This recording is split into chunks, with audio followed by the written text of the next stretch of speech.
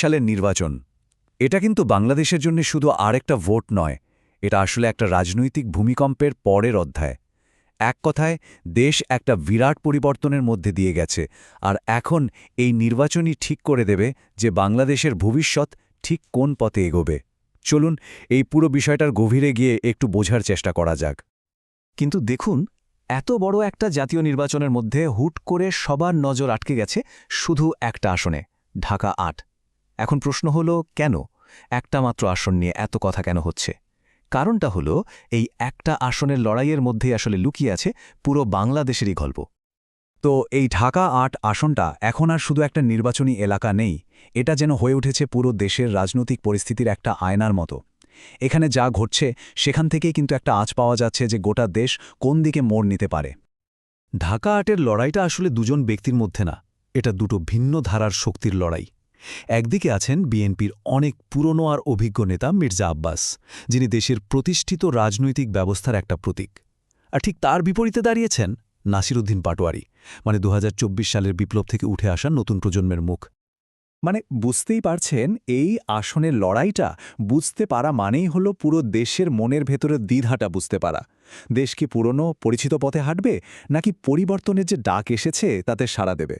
এই বড় প্রশ্নটার উত্তরই কিন্তু লুকিয়ে আছে এবারের নির্বাচনে। এখন মনে প্রশ্ন আসতেই পারে যে রাজনৈতিক প্রেক্ষাপটটা হঠাৎ করে এতটা বদলে গেল কিভাবে। এর উত্তর পেতে হলে আমাদের একটু পেছনে ফিরে তাকাতে হবে, মানে ২০২৪ সালের সেই নাটকীয় ঘটনাগুলোর দিকে, যা বাংলাদেশের রাজনীতিকে একেবারে নতুন করে সাজিয়ে দিয়েছে। এই টাইমলাইনটা খেয়াল করলেই পুরো ব্যাপারটা পরিষ্কার হয়ে যাবে। দেখুন, ২০২৪ সালের জানুয়ারিতে একটা বিতর্কিত নির্বাচনের মাধ্যমে আওয়ামী লীগ ক্ষমতায় আসে, কিন্তু মাত্র কয়েক মাসের মাথায় জুন জুলাইয়ে কোটা সংস্কার আন্দোলন একটা গণ অভ্যুত্থানে পরিণত হয়। আর এর পরেই আগস্ট মাসে প্রধানমন্ত্রী শেখ হাসিনা পদত্যাগ করেন। শেষ পর্যন্ত দেশের অন্যতম প্রধান রাজনৈতিক দল আওয়ামী লীগকে নির্বাচনে অংশগ্রহণে নিষিদ্ধ করা হয়। ব্যাস, রাজনীতির পুরো মঞ্চটাই এভাবেই আমল বদলে যায়। তো দেশের সবচেয়ে বড় রাজনৈতিক দল যখন মাঠের বাইরে, তখন কি হচ্ছে? রাজনীতির মাঠ কিন্তু একদমই ফাঁকা নেই, বরং নতুন আর পুরনো দলগুলো মিলে এখন দুটো প্রধান শিবিরে ভাগ হয়ে গেছে। চলুন দেখি এই নতুন খেলোয়াড় আসলে কারা। এই যে পরিস্থিতিটা, রাজনৈতিক বিশ্লেষকরা এটাকে বলছেন দ্বিমেরু প্রতিদ্বন্দ্বিতা। এর মানে হলো ছোটখাটো অনেক দল থাকলেও মূল লড়াইটা হবে মূলত দুটো বড় জোটের মধ্যে, আর এটাই পুরো নির্বাচনকে একটা খুব স্পষ্ট রূপ দিয়েছে। রাজনীতির এই নতুন মাঠে এখন প্রধান দুটো শিবির। একদিকে আছে দেশের পুরনো রাজনৈতিক শক্তি বিএনপি আর তাদের জোট, যারা এই সুযোগে ক্ষমতায় ফিরতে চাইছে। আর অন্যদিকে ২০২৪ সালের বিপ্লবের শক্তিকে কাজে লাগিয়ে মাঠে নেমেছে ১১টা দলের একটা নতুন জোট। এই জোটের নেতৃত্বে আছে জামায়াতে ইসলামী আর ছাত্র আন্দোলন থেকে তৈরি হওয়া ন্যাশনাল সিটিজেন পার্টি বা এনসিপি। এখন কথা হলো, এই ১১ দলের জোটে ঠিক কারা কারা আছে? এর ভেতরে জামায়াতে ইসলামী আর এনসিপির মতো বড় দলের পাশাপাশি আমার বাংলাদেশ পার্টি মানে এবিপি এবং খেলাফত মজলিসের মতো আরও বেশ কিছু দল রয়েছে। এটা আসলে ২০২৪ সালের পরিবর্তনের পর তৈরি হওয়া একটা নতুন রাজনৈতিক ঐক্য। আচ্ছা, দল বা জোটের কথা তো হলো, কিন্তু আসল কথা তো ভোটারদের নিয়ে, তাই না? বিশেষ করে তরুণ ভোটারদের নিয়ে, যারা এই নির্বাচনে একটা বিরাট ভূমিকা রাখতে চলেছে। তাদের চাওয়া পাওয়াগুলোই হয়তো এবারে নির্বাচনের ফলাফল ঠিক করে দেবে। স্ক্রিনে একটা সংখ্যা দেখতে পাচ্ছেন, ৪৪%। একটা বিশাল সংখ্যা, কিন্তু এই সংখ্যাটা আসলে কি বলছে? কিসের ৪৪% এটা? এটা বলছে যে দেশের মোট ভোটারের প্রায় অর্ধেক, মানে ৪৪%ই হলো তরুণ, ভাবা যায়।